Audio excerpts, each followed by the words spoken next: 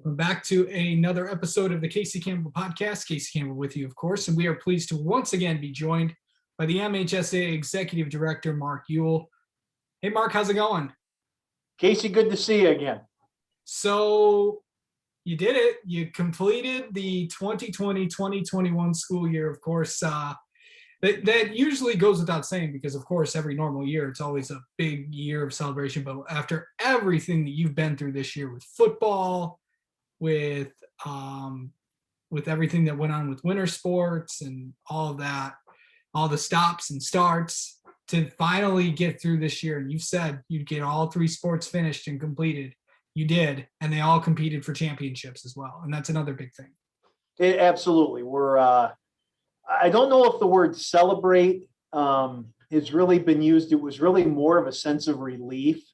Our staff, when we got into June, we were flat out worn out because, as we navigated everything, you literally didn't know what tomorrow would bring, if that would bring another set of tests or another requirement, or, as we learned back in November, an absolute stoppage and halt. So, we're very persistent. We felt that we could not only play, but we could play safely.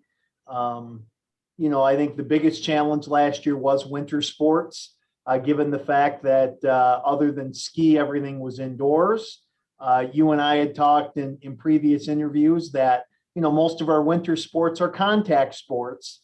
And so for us to be able to finish winter, albeit, in early to mid-April, very, very fortunate to make that happen. And to be honest, the most normal of any season last year was thankfully our spring sports, because of course those are kids and coaches that lost everything the year before. So Casey, I can tell you that on June the 19th, when we were at the Harrison Roadhouse after the last out was recorded at baseball and softball, and girls soccer had ended a little bit earlier in the afternoon, there was an awful lot of relief from a few of our staff that congregated there, and we had a few Coca-Colas to the end of the year, that's for sure. Yeah, of course. So kind of going through everything that happened last year, you wouldn't have, I know you've said this in interviews earlier this week and, throughout the year, you wouldn't have changed anything you've done. If I would have had a magic wand, I would have changed some of the circumstances, but, the one thing that we try to do literally every single day is we were having to make decisions based on the information and, more importantly, the government regulations that were in place that day. Certainly now knowing if 2 weeks later the governor's office was going to do an about face and allow us to do football last fall, well, probably in early August we would have done something differently. But what we try to do is just make the best decision possible each and every day based on the information we had. And I think if you really follow that under any circumstances or any times, at least you can sleep soundly. And that's something that we did. Yeah. All right. Enough about last year. That's in the past. This year is now. It looks like it's from what you've heard, it's going to be. What are you heading into? I know we're heading into the fall season. Camps are going to get started in just a few weeks. What's the excitement around your office knowing that we're going to do this again? We are, and I think why there's some real optimism here in our building is we're planning what should be a normal fall. We anticipate all of our practices beginning on August the 9th on time. Unlike last year, our indoor sports will be able to start indoors on August 9, including volleyball and girls swimming and diving. Football will be able to get started with their normal acclimatization days and ready to go. So we're checking in on a regular basis with our contacts downtown, with our lobbyist, and currently there are no plans for any testing. Very few restrictions, which have all been lifted now. And that's what we're planning on. And that's what we're really looking forward to, having a fall where we're not having any spectator limits or any other kind of restrictions as we sit here today. But there is still the possibility that teams could still get, with COVID, especially now that the Delta variant is going around. And I know we talked before off camera that does concern you. It does, and certainly COVID isn't over. Just look at what happened last month during the College World Series to a North Carolina State team that was really undefeated and sitting in the driver's seat in the winners bracket, and a period of about 36 hours, and their season was over. You saw even a postponement here recently with the New York Yankees with some positive cases. And again, talking about the vaccine in some circles is seen as a real negative or a no-no. But I'll just simply say this, because this is a statement of fact. When we get to the fall season, those individuals that are fully vaccinated will unquestionably face far fewer requirements to return to play. Essentially, will have no restrictions when it comes to quarantining if they are in fact deemed to be a close contact. I think that's what you're hearing at the professional and collegiate levels for everything starting in the fall. So again, if there are individuals out there saying, well, okay, I'm a fall athlete and I want to do everything possible to be able to play, not only with my own protection, but those of my teammates and opponents, having the full vaccination status without question makes that the easiest of all the other scenarios. So what does happen is there still going to be some with, positive tests, and could we see the potential of games getting canceled again like we saw last year?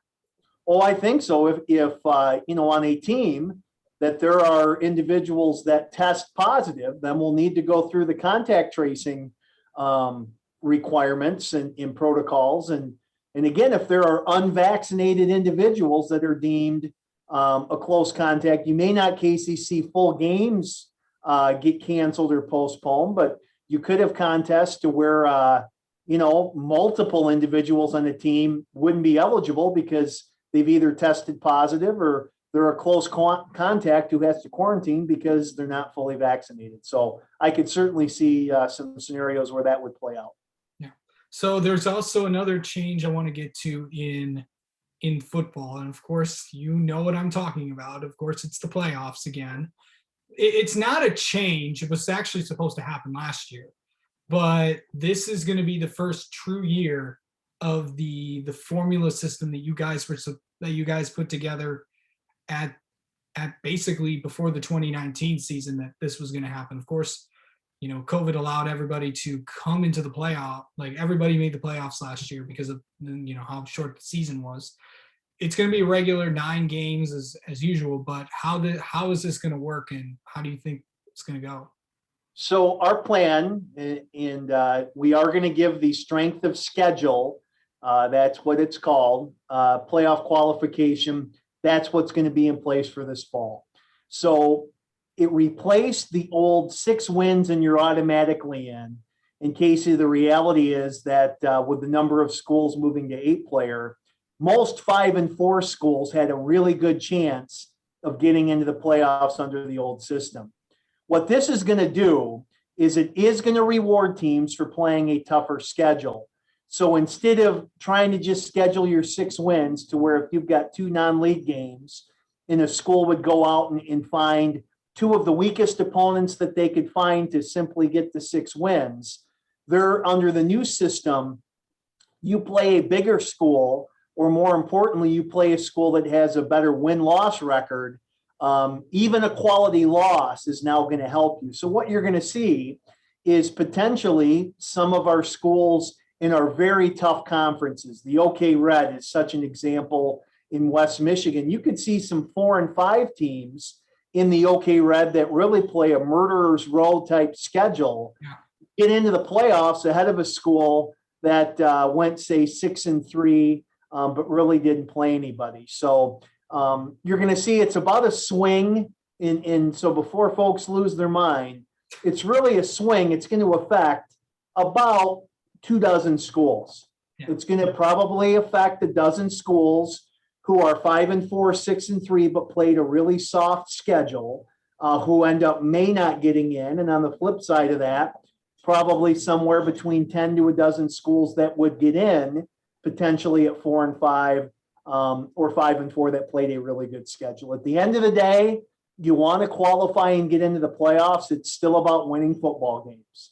But now there's going to be a little added boost for those that go out and play a more competitive schedule. Now, moving forward, what we'll now have once we get to December, our entire football community in the last 2 years will be able to compare real life experiences of everybody in, which happened last year during COVID, and the new strength of schedule approach. None of it's going to be theoretical. None of it's going to be, well, I think this real life experience, and during the month of December, we are going to go to our football community and say, okay, what do we want long term? Do we want to go to a system where we're going to play 8 regular season games and everybody's in, which some argue is going to really alleviate a lot of the regular season scheduling challenges? Right. Or once we go through strength of schedule, if folks say, you know what, this is what we like.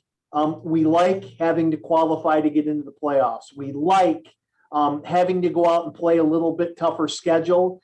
And if the strength of schedule approach does solve some of those scheduling problems, we may have our solution. But Casey, all this is going to lead up to a very real world conversation in December and January.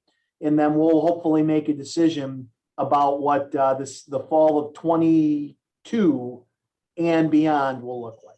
That's definitely going to be interesting. Something to watch. Always something to watch with you guys. I know you had championship venues. Has any of those changed? Will we be back on Ford Field for football on Thanksgiving? It looks like, unless something happens.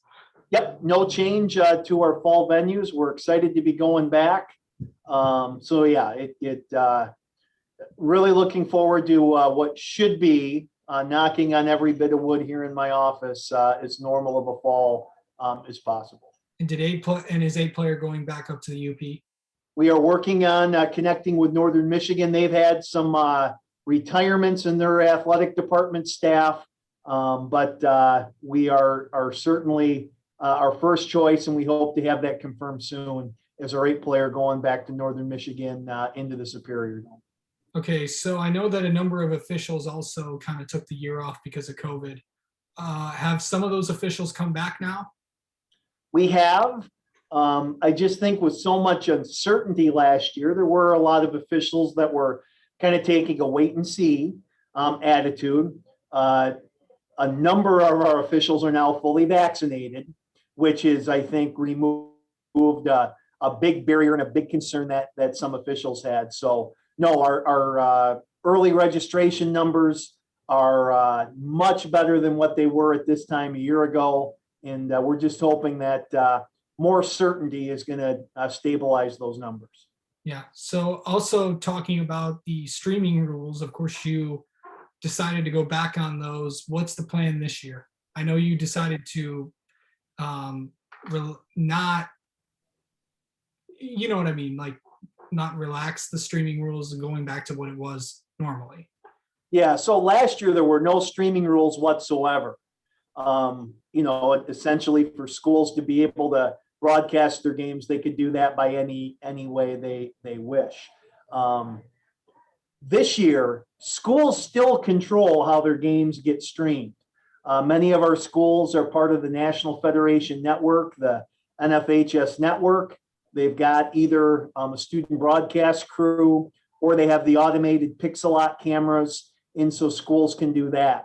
If schools don't want to belong to the National Federation Network and they want to stream using, either their own in-house system or a system that's different than what the Federation Network uses, schools are still able to do that. You just have to put it behind some sort of a password protected wall and be able to do so. So really the only change is that, parents and schools that would just simply Facebook Live their games last year, because a very limited number of spectators could get in, hopefully, schools will still be able to have an avenue to stream those games for parents that can't attend or relatives that live a long distance away.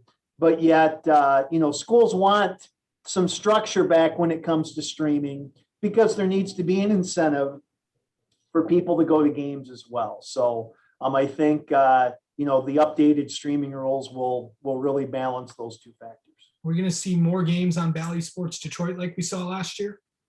We are. So I know that soon there is going to be a statewide game of the week during the early segments of the season to where Bally Sports, it'll be in 5 different locations of the state. Some really good games each Friday night that will be on either the flagship station or if there's conflicts with Tigers, it'd move to the Plus channel. But excited about the ongoing relationship with Bally Sports Detroit. Awesome. And I know they've been a good partner with you guys, along with, other partners like State Champs and all that stuff. And, it's definitely been good. Of course, all the other TV stations around the area as well. So, Absolutely. so kind of going into, this year and in this fall, what's going to be kind of the timeline of things that are going to be happening for you guys in the next few weeks? What are we looking at here?